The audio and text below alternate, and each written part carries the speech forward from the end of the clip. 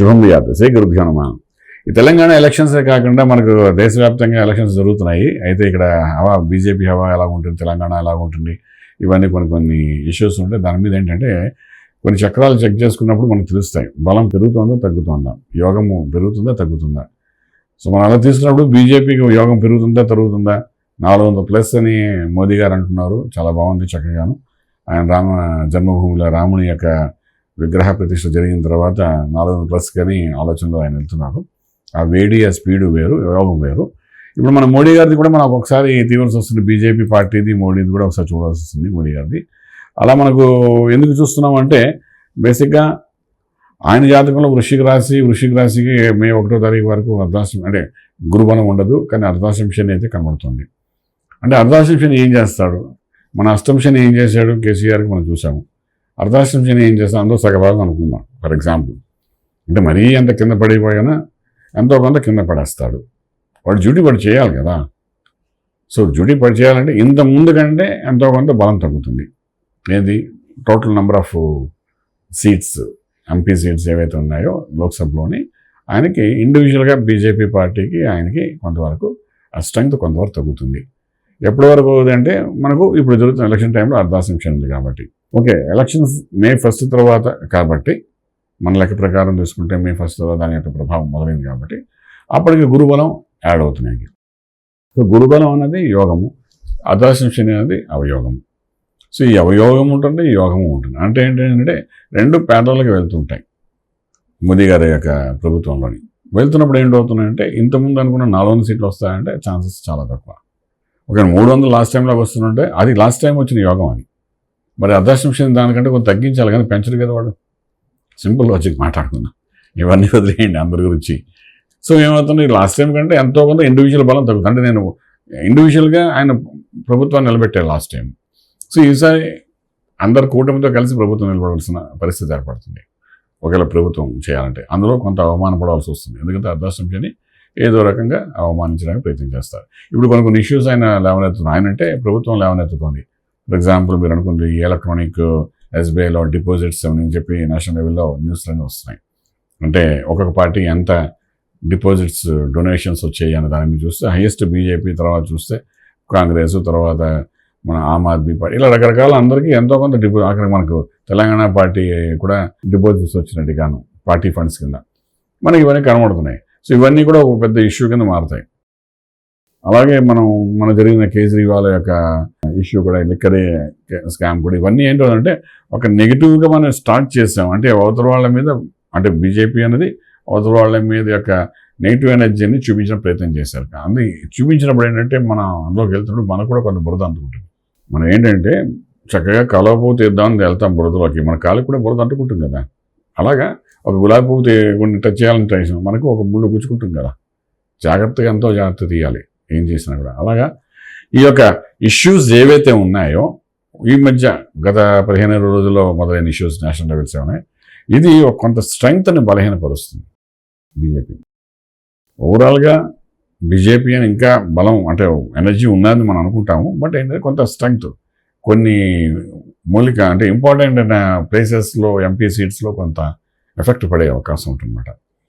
So ఏదైనా ఎప్పుడైనా జరగచ్చు అనడానికి అర్ధాష్టమి శని అని చూపిస్తుంది. మనకు ఒక చిన్న ఎలక చాలు కన్నం చేసుకుని లోపల రావడానికి, ఇల్లంతా పాడు చేయడానికి. సో అలా బీజేపీలోనే ఒక చిన్న ఇనిషియేటివ్ తీసుకుని ఎవరైనా అందులో జరిగిన ఏమైనా చిన్న పొరపాటు కానీ అర్ధాష్టమి శని సమయంలో బయటకు లేవనెత్తితే మాత్రం ఇంకో 10 సీట్లు పడిపోయే అవకాశం ఉంటుంది. ఈసారి ఎలక్షన్ స్ట్రెంత్లో మాత్రం ఇట్స్ నాట్ సో ఈజీ. డెఫినెట్గా గవర్నమెంట్ ఫామ్ చేయొచ్చు, కానీ విత్ ది హెల్ప్ ఆఫ్, ఎవడు చూస్తే వసుదేవంతుడు వాడే గాడిద కాలు పట్టుకున్నారని ఒక సామెత ఉంది. ఎవరి కాలు పట్టుకోవాలో, ఎవరిని మధ్య చేసుకోవాలో రకరకాలుగా సీక్వెన్సెస్ అని మారిపోతాయి నేషనల్ లెవెల్లో కూడా. అలా మారితేనే కానీ వ్యవహారం నడవదు. ఎందుకంటే ఎంపీస్ అనేది ప్రతి రాష్ట్రం నుండి కొంతమంది రావాలి, వస్తేనే కానీ ఈసారి ఖచ్చితంగా ఆయన గవర్నమెంట్ ఫామ్ చేయలేరు. ఎన్డీఏ కూటమిలో కొంతమంది ఉంటారు, కొంతమంది ఏమో కూటమిలో లేకపోయినా బయట నుండి సపోర్ట్ చేయాల్సి వస్తుంది. లాస్ట్ టైం మనం 2019లో ఇటువంటి సీక్వెన్స్ లేదు, ధైర్యంగా 5 సంవత్సరాలు నడిపారు. కానీ ఈసారి మాత్రం ఇలాంటివన్నీ జరుగుతాయి. తర్వాత ఈ అర్ధాష్టమి శని ఏడాదంతా ఉంటుంది. అలా గవర్నమెంట్ ఫామ్ అయినా కూడా ఈజ్ ప్రైమ్ మినిస్టర్ క్యాండిడేట్ కాబట్టి ఈ అర్ధాష్టమ శని ఇంకో ఏడాది ఉంది. నేను ఫ్యాన్స్నే ఆయన చేసే కొన్ని పనులకి, అంటే గవర్నమెంట్, సెంట్రల్ గవర్నమెంట్ చేసే కొన్ని పనులకి ఐఎమ్ ఆల్సో అప్రిషియేట్, అంటే నాకు కూడా చాలా ఆనందం కలుగుతుంది. కానీ ఏంటంటే గవర్నమెంట్ చేసే కొన్ని పనులకి జాతకానికి సంబంధం లేదు. జాతకం వేరు, అది వేరు. సో జాతకంలో కనబడేది చెప్తున్నాను.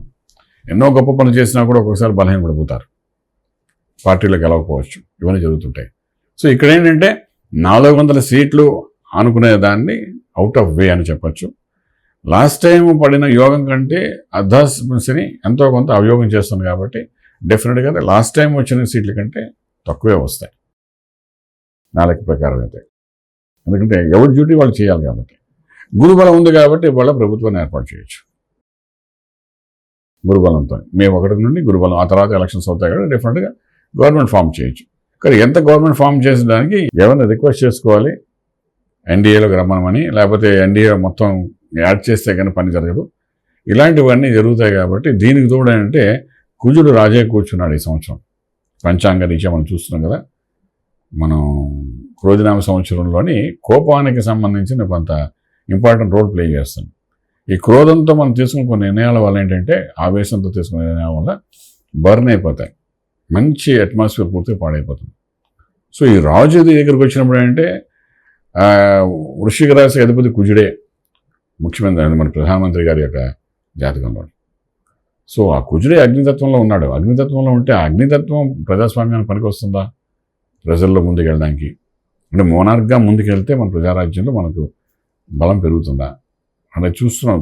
రకరకాల రాష్ట్రాల్లో ఈ మోనార్క్గా వ్యవహరించిన వాళ్ళ పరిస్థితి ఎలా ఉందో కూడా చూస్తున్నాం. సో ఇక్కడ ఏంటంటే డెఫినెట్గా సీట్స్ తగ్గుతాయి. తర్వాత కూటమిని అందరినీ కలుపుకుని ప్రభుత్వాన్ని ఏర్పాటు చేసుకునే అవకాశం అవుతుంది. సో అలా అవకాశం కలిగిన ఆయన ఇండివిజువల్గా అర్ధాష్టమ శని ప్రభావం ఇంకా 2025 మే వరకు ఉంది కాబట్టి ఈ లోపల ఆయన తీసుకుంటున్న కొన్ని నిర్ణయాలు, వాటి మీద లాట్ ఆఫ్ కాంట్రవర్సీస్ కూడా అవుతాయి. ఈ కాంట్రవర్సీస్లో ఆయన నలిగిపోతారు. డెఫినెట్గా అందులో ఆయనకి ఇబ్బంది పడే అవకాశం ఉంటుంది. ఇంకా వివరంగా, ఎందుకంటే ఎక్కువ వివరంగా వెళ్ళకూడదు ఇండివిజువల్ జాతకాన్ని, ఎందుకంటే ఇది యూట్యూబ్లో చెప్తాం కాబట్టి. సో ఇవన్నీ ఆయన జాతకంలో కనిపిస్తున్నాయి కాబట్టి ఈసారి బీజేపీ మాత్రం అంత కాన్ఫిడెంట్గా ముందుకెళ్ళి సక్సెస్ అవుతుంది మాత్రం నేను చెప్పలేము. ఏదైనప్పటికీ అన్నిటికీ ఒక మార్గం, అంటే ఒక రెమెడీ అనుకోండి. అన్నిటికీ ప్రజాస్వామ్యంలో ఏ విధంగా అయితే పాలనలో ముందుకెళ్ళడానికి ఒక ప్రాసెస్ ఉందో, అలాగే జాతకంలో కూడా కొన్ని సమస్యలు వస్తున్నాయని కనబడినప్పుడు దాని పరిష్కార మార్గంగా యజ్ఞయాగాలు అనుకోండి, ప్రజా సంక్షేమ కార్యక్రమాలు అనుకోండి, ఇవన్నీ చేయడం వల్ల ప్రజా సంక్షేమ కార్యక్రమాలు ప్రజల యొక్క మనను పొందడానికి చేసినప్పుడు ఏంటంటే వాళ్ళ యొక్క ఆశీర్వచనం, ఆత్మ ఆనందపడినప్పుడు ఆ బ్లెస్సింగ్స్ అనేది మనకు మళ్ళీ సపోర్ట్ అవుతుంది. అలాగే దైవబలం, ప్రజాబలం, దైవబలం ఇవన్నీ కూర్చుకుంటూ మనం యజ్ఞయాగాలు చేసుకుని ముందుకు వెళ్ళగలిగితే కొన్ని ఇష్యూస్ నుండి బయటపడడానికి అవకాశం ఉంటుంది. రాజమార్గంలో రాజ్యం పొందగలుగుతారు. శుభం బియాదు. ఈ వీడియో మీకు నచ్చినట్లయితే మీ మిత్రులకు షేర్ చేయండి. అలాగే మా ఛానల్ను సబ్స్క్రైబ్ చేయడం మర్చిపోవద్దు. Thank you.